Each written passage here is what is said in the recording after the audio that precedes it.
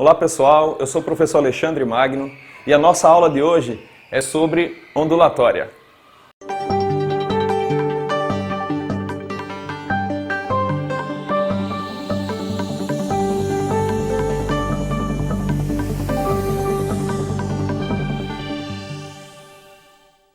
Bem pessoal, para começarmos a falar em ondulatória, é interessante observar a definição de ondas.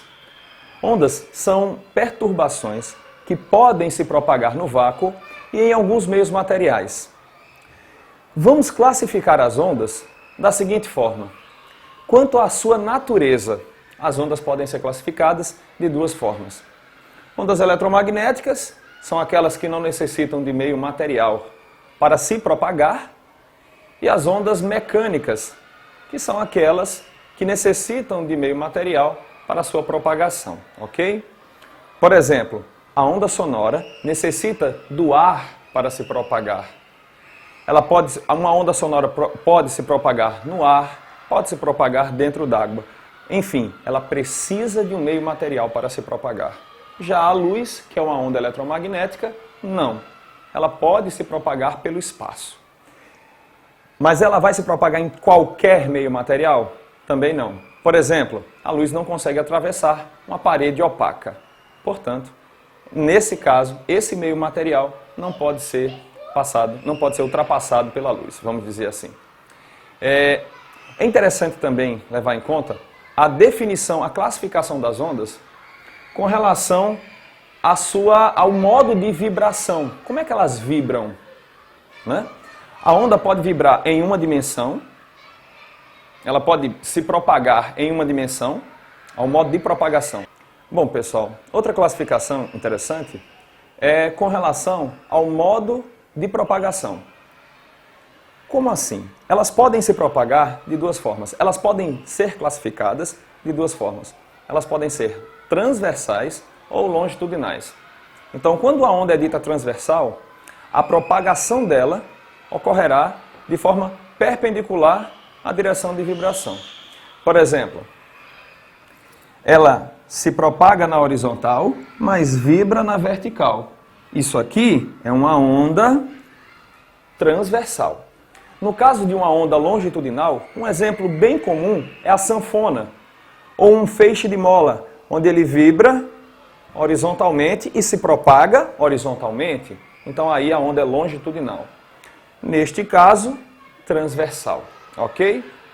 Uma terceira classificação das ondas são as ondas. Nós podemos classificar essas ondas quanto à dimensão de propagação. O que significa isso? Elas podem se propagar em uma dimensão, elas podem se propagar em duas dimensões, ou elas podem se propagar em três dimensões. Sendo assim, elas seriam unidimensionais, bidimensionais ou tridimensionais. Exemplo de cada uma. Uma onda unidimensional é aquela que acontece em uma corda. Uma onda bidimensional é aquela que acontece, por exemplo, na superfície da água. E uma onda tridimensional é o som que se expande para todos os lados. Então aí nós temos a representação de uma onda tridimensional, ok? Falando também em propagação da onda, é importante lembrar a velocidade de propagação. E o que significa isso? Quando você fala em velocidade de propagação, o que você quer dizer com isso?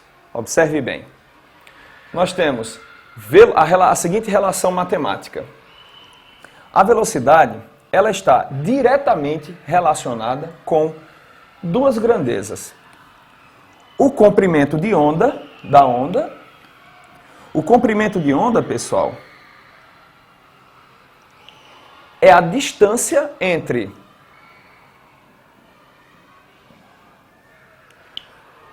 dois máximos de uma onda ou dois mínimos de uma onda. É a distância para que uma onda possa se repetir. Essa distância é chamada comprimento de onda. E a representação dela é através da letra grega lambda. Outro fator importantíssimo é, se essa onda ela tem uma frequência de propagação, nós iremos relacionar a velocidade de propagação com o comprimento de onda e com a frequência. Logo, nós temos velocidade de propagação igual a comprimento de onda vezes frequência. Ok? Pessoal, vamos responder agora a um exercício do módulo 3, página 102, questão 42. Ok? Essa questão, ela já aconteceu no Enem, mas vamos ficar atentos. Uma manifestação comum das torcidas em estádios de futebol é a ola mexicana. Os espectadores de uma linha, sem sair do lugar e sem se deslocarem lateralmente, ficam de pé e se sentam sincronizados com os da linha adjacente. O efeito coletivo se propaga pelos espectadores do estádio, formando uma onda progressiva, conforme a ilustração. Então, à medida que a onda vem se propagando, as pessoas vão se levantando e depois elas sentam, causando o efeito da onda, o efeito ondulatório. E isso você percebe ao longo da arquibancada toda, ok? Bom, ele quer, nessa questão, que você faça o seguinte. Calcula-se que a velocidade de propagação dessa onda humana é de 45 km por hora.